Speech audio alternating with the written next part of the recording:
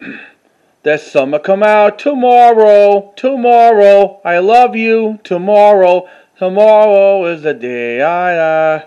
Hello, YouTubers out there. This is your cameraman, Daniel, for this comparison video of about two different copies of Annie and the original Betamax tape. Yep, the last time I did comparison video on this channel, I did it on 3 different copies of Hello Dolly. Yep. This is a new video for this time of 2 different copies of Annie. Annie was originally based on the Little Orphan Annie, published in the 1920s and early 1930s. Yep. And Annie opened up on Broadway in 1977. They made it to a film version with Annie, directed by John Huston, and stars of talented stars in it like Albert Finney as Daddy Woolbucks, Oliver Woolbucks, best known for his performance in Murder on the Oriental Express, Shoot the Moon, and The Dresser. Carol Burnett, the comedian actress, she was great on the Carol Burnett television show with Harvey Korman and Tim Conway. In early days of Carol Burnett's career, she used to be on The Twilight Zone and Jack Benny.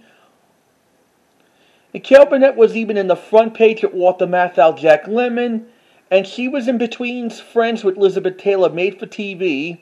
Ann Raikin was in Mickey and Maude with Dudley Moore, and all that jazz about Bob Fosse, played by Roy Scheider, when he had cancer. Bernadette Peters, Ann Raikin is the, I think Carol Burnett was the one she plays Miss Hannigan in Annie, and Ann Raikin was the Oliver Woolbuck's secretary. Yep.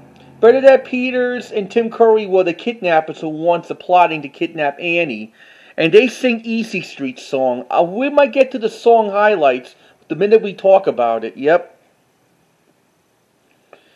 Bernadette Peters was in the Steve Martin movies like The Jerk and The Pennies from Heaven.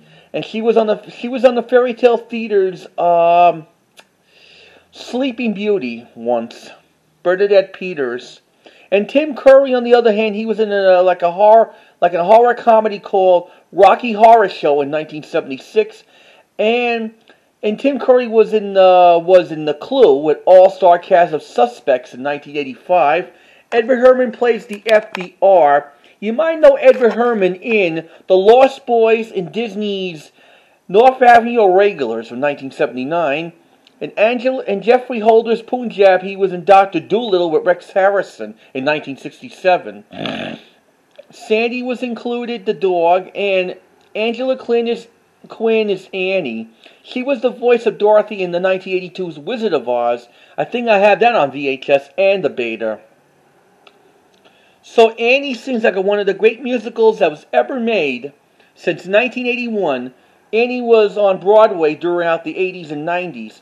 And by the mid-1990s, there was a sequel from the original Annie to Annie's World Adventure, made for TV, that had with Joan Collins. Then 1999 TV remake of Annie, made from Disney and the Columbia TriStar in 1999. With Kathy Bates as Miss Hannigan. The same Kathy Bates played a murderess in Misery with James Caan. In 2014, Annie did a remake with Jamie Foxx.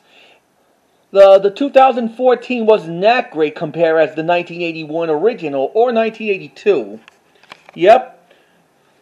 Annie seems like a good musical family movie that the whole family will enjoy over and over and over again. I wish Walt Disney Productions could do this movie.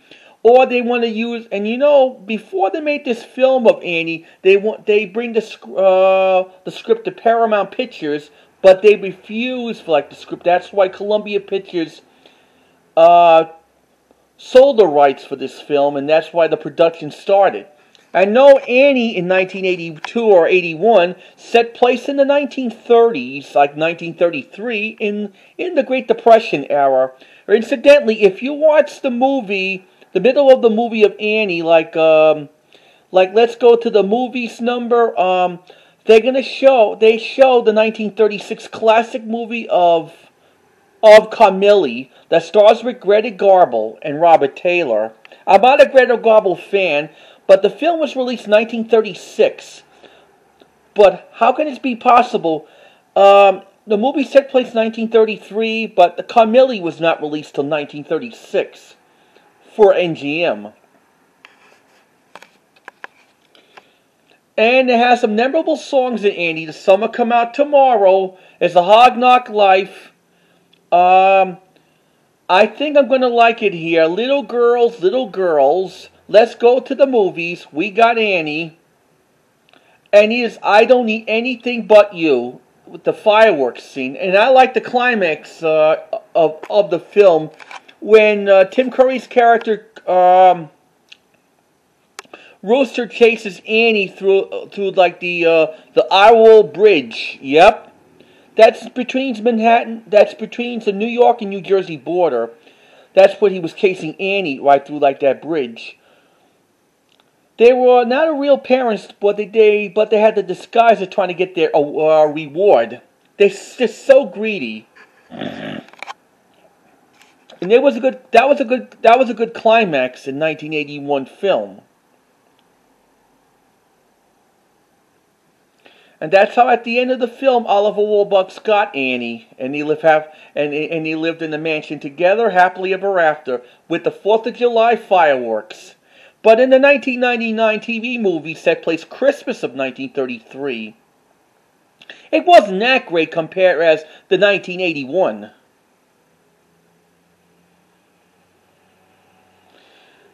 Yeah, and so Annie was this. It's just a good musical to watch, and it was released by Columbia Pictures and Raystar Films, and this year Columbia Pictures celebrating their 100th anniversary. So let's begin with some comparison copies. Let's start with the copy of Annie I have on Betamax. Originally came out in late 1982 with the RCA Columbia Pictures Home Video Words logo without the logo. Yep. And this is one of the last tapes to be released under the gatefolding. I think it's BE10008. It's a beta cassette and doesn't have anything in stereo as the VHS. And here's the Columbia Pictures Home Entertainment UPC code 1982. And there's the gatefolding box with the cast. Yep. The headquarters was on Alameda Avenue. This is by the time when the Columbia Pictures Home Entertainment was changed to RCA Columbia Pictures Home Video. At the end of this copy, it had the 1982 FBI warning screen at the end of this copy. Yep, orange tag. Annie seems like a good musical to watch. And I used to have the 1985 reissue of Annie on beta until I got this copy in 2021.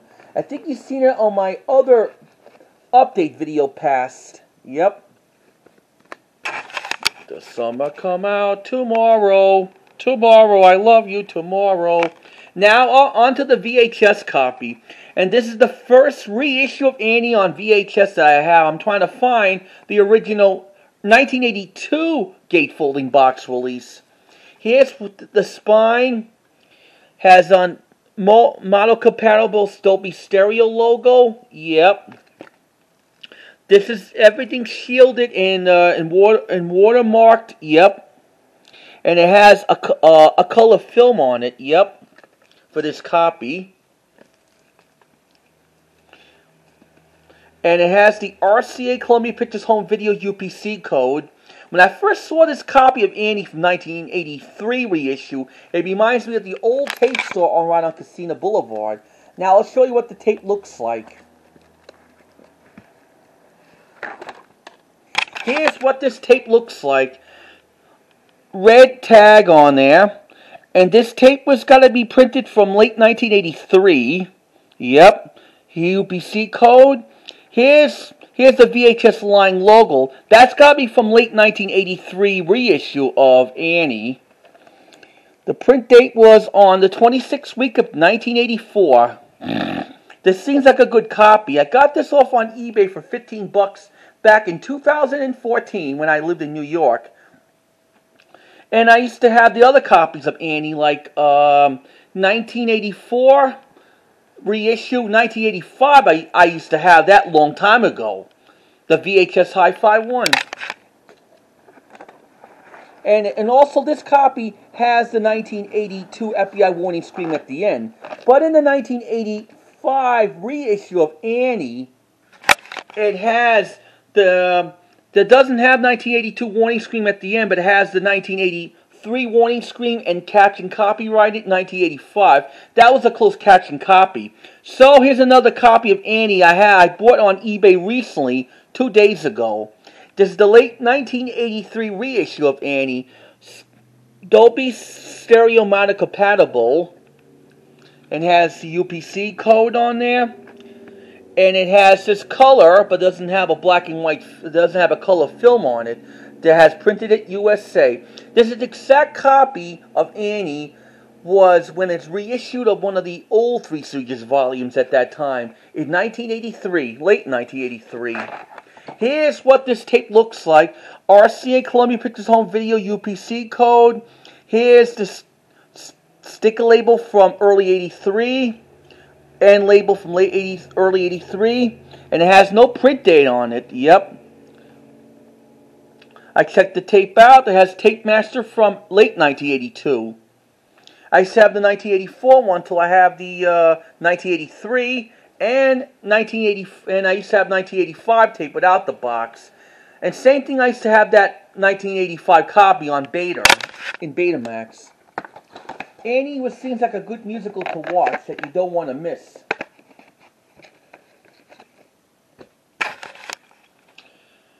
And so Annie was reissued again in 1989 when they put that in a was a reprint in 1989 in a slip cardboard, and it has the opening credits with the bars on there. Then it was reissued in 1994 from the Columbia TriStar Home Video. Then 1995, 1997, 15th anniversary. First time ever on DVD, 2001.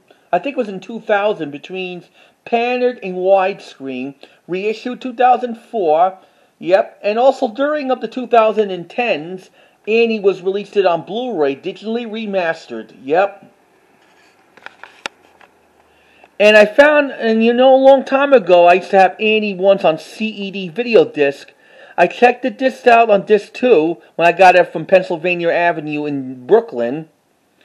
Annie on CED ending, it had the 1979 FBI warning screen at the end with the These Villains of Soul in the yellow words text. Yep. And I do like this better on VHS and Beta from around 1982 and 1983. Thank God I don't have 1985. And it has a difference with the Dolby stereo mono compatible. The Beta tape doesn't have that. Unless it's on the Beta Hi-Fi in the late 1983 reissue of the old Annie. Yep. So that's about it with the 3 different copies of the musical family feature of Annie from 1981. And you know, my parents saw this when they're on their honeymoon about over 42 years ago in 1982 when Mom and Dad got married. Seems like a great musical family movie to watch. It's just like watching a great musicals like from Between Hello Dolly to Funny Girl to Little Shop of Horrors and The Music Man, or a Disney musical with the live action with animations like from Mary Poppins to Bedknobs and Broomsticks to Pete's Dragon. So that's about it for this video for the comparison copies of Annie. I'll see you next time when I have more new videos coming your way, like my comparison video series, and please try to comment, subscribe, make notifications, or ring the bell if you like this video or not. Until then, this is your cameraman and your video guy, Daniel, saying so long and enjoy this video, and tomorrow is a new day, a day away. Tomorrow, I love you tomorrow. Tomorrow is a day I had. Day away. I can't remember the song, but just enjoy the video and enjoy the movie too. Bye.